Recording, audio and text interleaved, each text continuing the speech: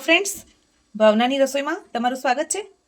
આજે આપણે ઉત્તરાયણ સ્પેશિયલ કે શિયાળા સ્પેશિયલ ઊંધિયાની રેસીપી તમારી સાથે શેર કરીશું। તો અહીંયા મેં વટાણા લીધેલા છે, લીલું લસણ છે, બટેટા છે, રતાળું છે, શક્કરિયા છે, તુવર છે અને પાપડીના દાણા છે। તો ચાલો આપણે રેસીપીની શરૂઆત કરી લઈએ। એમાં આપણે 2 કપ બેસન લઈશું।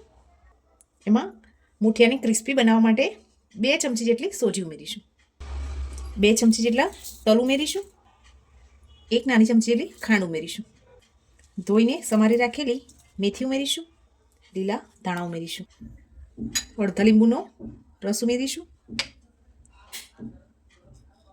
1 નાની ચમચી જેટલો ગરમ મસાલો ઉમેરીશું, સ્વાદ પ્રમાણે મીઠું ઉમેરીશું, અડધી ચમચી જેટલી હળદર ઉમેરીશું, 1 ચમચી જેટલું લાલ મરચું પાવડર ઉમેરીશું, 1 ચમચી ધાણા જીરું પાવડર, 1 ચપટી જેટલો બેકિંગ સોડા ઉમેરીશું, 1 ચમચી આદુ મરચાં અને લસણની પેસ્ટ ઉમેરીશું, મોણ માટે તેલ ઉમેરી દઈશું। હવે થોડું થોડું પાણીની જરૂર પડે એ રીતે પાણી ઉમેરી આનો એક સરસ લોટ બાંધી લઈશું। આમાંથી આપણે મુઠિયા બનાવીશું। બહુ જ ઢીલો નથી કરવાનો, થોડું થોડું પાણી છંકોરતા જઈશું અને એનો લોટ મસળી લઈશું। આનાથી ઊંધિયાનો ટેસ્ટ બહુ સરસ આવશે। સરસ રીતે મિક્સ કરી, બહુ જ પાણીની જરૂર નથી, આમાં થોડું નોર્મલ છંકોરીશું એટલે આપણો લોટ સરસ તૈયાર થઈ જશે। લોટ આપણો તૈયાર થઈ ગયો છે। હવે આમાંથી મીડિયમ સાઇઝના લુવા લઈ મુઠિયાનો શેપ આપી દઈએ। સહેજ આપણે તેલવાળો હાથ કરી લઈશું। આ રીતે મીડિયમ સાઇઝના બોલ્સ બનાવી લઈએ। તેલ લગાવવાથી આ લોટ તમારા હાથ ઉપર ચોંટશે નહીં। આ રીતે બધી જ લોહીઓ વાળી લઈએ। તેલ આપણું ગરમ થઈ ગયું છે। હવે આપણે એક એક કરીને શાકભાજીને ફ્રાય કરી લઈશું। સૌપ્રથમ આપણે બટેકાને ફ્રાય કરી લઈએ। ગેસની ફ્લેમને મીડિયમ રાખીશું।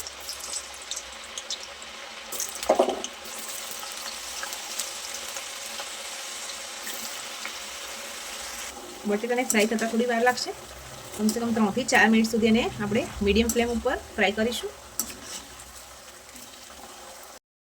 આપણા 80% જેટલા ફ્રાય થઈ ગયા છે। હવે એને એક ડીશમાં નીકાળી લઈએ।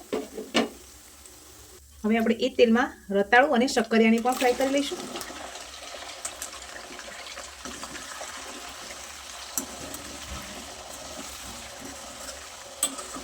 જ્યાર સુધી આપણા રતાળું અને શક્કરિયા તળાય છે ત્યાર સુધી આપણે એક કુકરમાં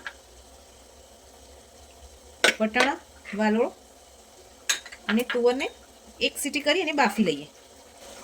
એમાં આપણે થોડી હળદર, થોડું મીઠું, 1 ચપટી જેટલો ખાવાનો સોડા, અડધા કપ જેટલું પાણી ઉમેરી અને એક વિસલ આવે ત્યાં સુધી બાફી લઈએ। રવૈયામાં ભરવા માટે આપણે એક મસાલો તૈયાર કરીશું। એમાં 1 વાટકી પાપડી છે એ ઉમેરીશું,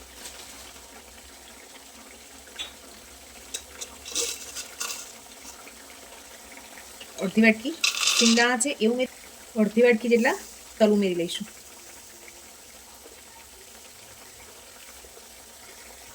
બીજી બાજુ આપણા રતાળું અને શક્કરિયા પણ ફ્રાય થઈ ગયા છે, એને પણ ડીશમાં નીકાળી લઈએ। હવે એ જ તેલમાં આપણે મુઠિયાને ફ્રાય કરી લઈશું। જ્યાર સુધી આપણા મુઠિયા ફ્રાય થાય છે ત્યાર સુધી આપણે એક રવૈયામાં ભરવાનો મસાલો બનાવી લઈએ। એમાં આપણે 1 મુઠ્ઠી જેટલા લીલા ધાણા ઉમેર્યા છે, આદુ મરચાં અને લસણની પેસ્ટ છે એ તમે તમારી તીખાશ પ્રમાણે ઉમેરી શકો। હવે આપણે જે ક્રશ કરીને રાખેલું છે એ ઉમેરી દઈશું। લીલું લસણ ઉમેરીશું। જો તમે ના ખાતા હોય લસણ તો પેસ્ટમાં પણ ના ઉમેરતા અને આ રીતે લીલું લસણ પણ ઉમેરવાનું જરૂરી નથી, સ્કીપ પણ કરી શકો છો। હવે આપણે આમાં બેઝિક મસાલો ઉમેરીશું, હળદર પાવડર ઉમેરી દઈશું। મુઠિયામાં આપણે મીઠું ઉમેરેલું છે એટલે સ્વાદ પ્રમાણે શાકભાજીના પ્રમાણનું જ મીઠું ઉમેરીશું। તીખાશ માટે લાલ મરચું પાવડર ઉમેરીશું, એ તમે તમારા ટેસ્ટ પ્રમાણે વધારે કે ઓછું ઉમેરી શકો છો। ધાણા જીરું પાવડર છે, ગરમ મસાલા પાવડર ઉમેરીશું,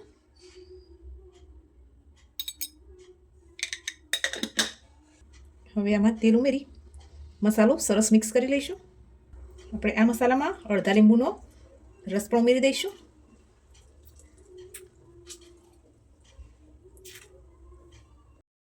સરસ મિક્સ કરી લઈએ. હવે આપણે આ મસાલો બધા જ રવૈયામાં ભરી લઈશું. ગેસ ઉપર કુકર રાખી દીધું છે. હવે આપણે એમાં જે મૂઠિયા તળેલું છે તેલ, એનો જ ઉપયોગ કરીશું. એનાથી સરસ ટેસ્ટ આવશે. તેલ ગરમ થાય એટલે 1 ચપટી જેટલો અજમો ઉમેરીશું. અજમો તતડે એટલે એમાં હિંગ ઉમેરીશું. 2 તેજપત્તા, 3 થી 4 આખા લવિંગ, 2 સૂકા લાલ મરચાં ઉમેરીશું. ટામેટાની પ્યુરી એડ કરી દઈશું. ટામેટામાંથી તેલ છૂટું પડવા લાગે એટલે આપણે જે બાકીનો મસાલો હતો એ ઉમેરી દઈશું. સરસ રીતે મિક્સ કરી લઈએ. હવે આપણે બાકીનું લીલું લસણ ઉમેરી દઈશું. હવે મસાલામાંથી તેલ છૂટું પડવા લાગ્યું છે તો આપણે જે બધા કંદમૂળ ફ્રાય કરીને રાખેલા છે પહેલાં એ ઉમેરી દઈશું. સરસ મિક્સ કરી લઈએ. હવે એમાં 1 ગ્લાસ જેટલું પાણી ઉમેરી દઈશું.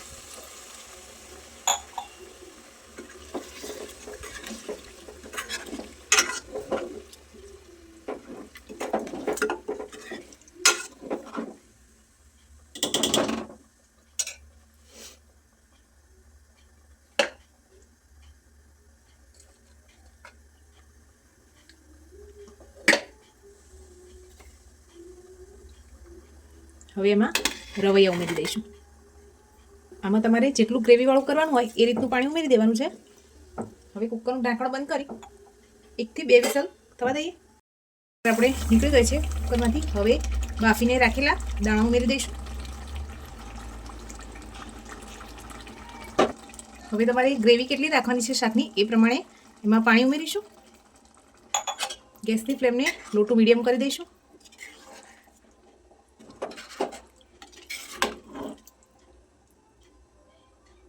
હવે આપણે આમાં 1 થી 2 મૂઠિયાને આ રીતે હાથેથી મસળીને ઉમેરીશું. આનું ટેસ્ટ એકદમ જ સરસ આવશે. હવે આ સમયે આપણે અંદર મૂઠિયા ઉમેરી દઈશું.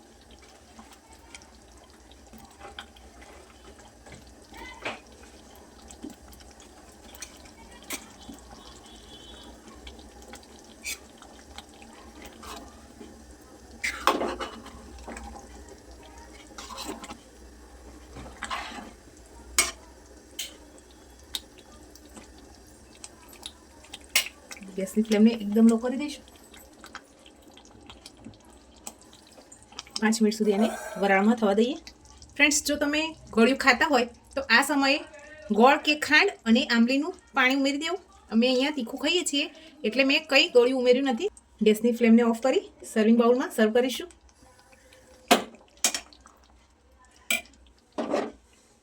તૈયાર છે આપણું એકદમ ટેસ્ટી અને ચટાકેદાર ઊંધિયું. તમને આ રેસીપી કેવી લાગી કમેન્ટ કરવાનું ભૂલતા નહીં. લાઇક, શેર અને સબસ્ક્રાઈબ કરી દેજો. Thank you.